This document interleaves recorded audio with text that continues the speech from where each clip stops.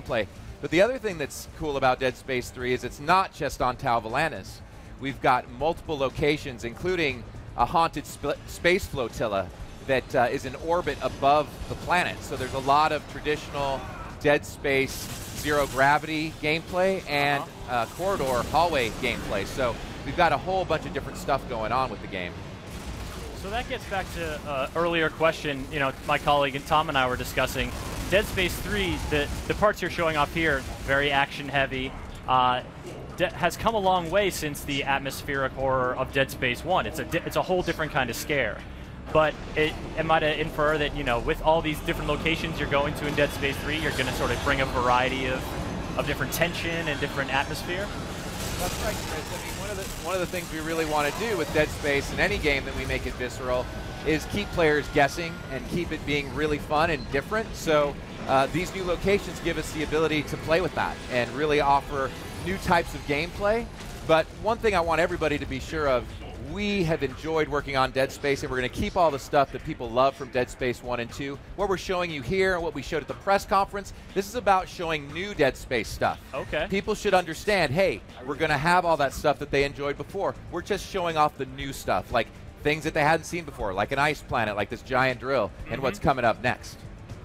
And that's the kind of thing that you got to keep in mind when you're seeing these short E3 demos. You're seeing something that the developer wants to highlight.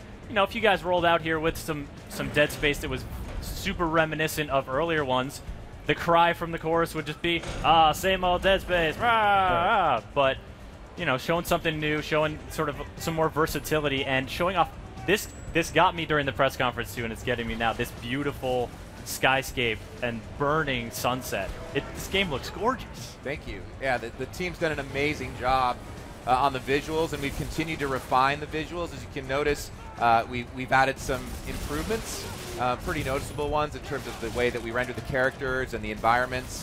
What we're doing with the snow is very different.